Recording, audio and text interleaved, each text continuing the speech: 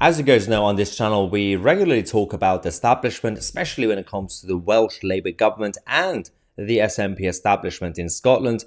But this one, with all the destruction that they are doing, all the negative policies that obviously are destroying the countries, but in reality, certain things are still not being covered by the media, and these stories are extremely important. This is about Humza Yousaf and his government were going around destroying the countryside and farms and the landscape in Scotland in order to reach net zero targets.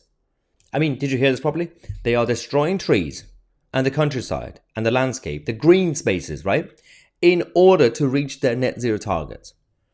This is completely idiotic. Obviously, we already know that the whole net zero program is a cash cow scheme, and in order to control the public, we know that.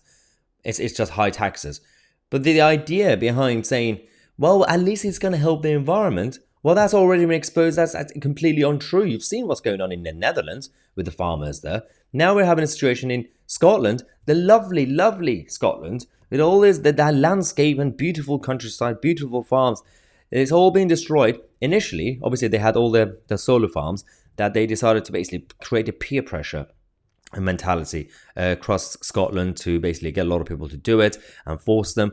But then the main issue is these wind farms. Wind farms have been basically they've been pushed to do it. Now the idea behind it is that you have to bring down and basically cut down a lot of trees, and you turn the land into a grey and ugly brown land. But you're gonna have some windmills. I mean, it makes absolutely no sense, right? And it's not even sustainable.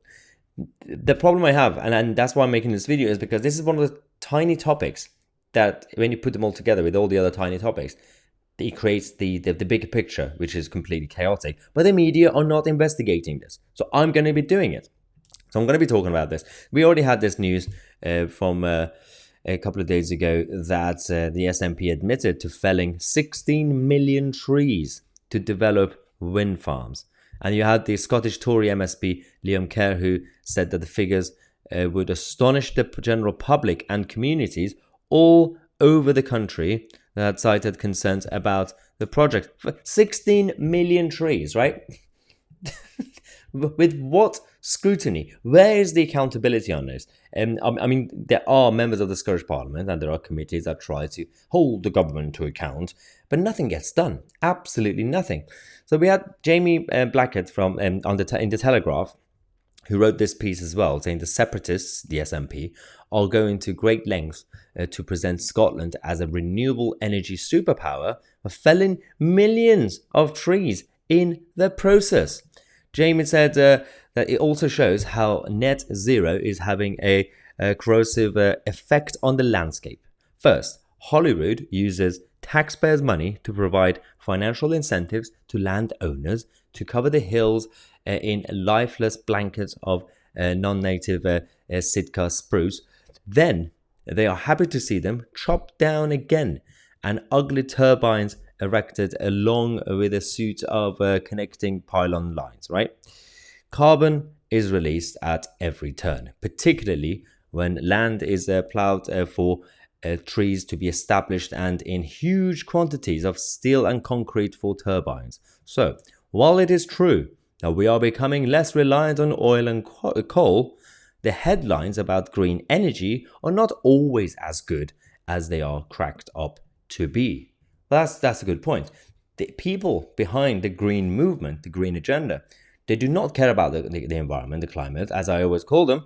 They are the watermelons, the green on the outside, but communist red on the inside. Because if they truly cared, firstly, they would diversify the portfolio of the energy security that we have, so we could still not bring down the standards of living. You do not destroy people's lives because you still need humans. You are claiming that you are trying to save the planet so that humans could live on it, right? But they don't want that. They want depopulation. And the idea behind saying, well, we want net zero, green energy, to have cheaper energy. Then why are you against nuclear? Why are you against extracting shale gas? This makes no sense. It's because the whole green lobby, the whole thing is a lie. They're going around creating propaganda machines saying, well, we are the ones who are championing climate. No, you're not the champions of climate. They were the original environmentalists who are these days, they're against these programs because they know they were the true people who cared about the environment, clean air and clean water. Everybody's in favor of that. But they're going around saying, well, we only have 6 months left to live. So maybe it's time to find ways to depopulate the planet. And it's probably time to punish people for not being green. Poor people, the working classes, the people who can't afford to go green. They are the ones who are being forced to go green. But the middle classes, the upper middle classes, they can still fly around. They can go to the Switzerland and, they do Austria and all the other places they go to ski and everything else. They love that stuff. Everything's fine. Greta Thunberg went all the way to the Ukraine to have a meeting. She could have done it on Zoom. Anyway, this is the state of politics in the West right now. Let me know what you think. I'm Mahyar Tousi, and we are the media.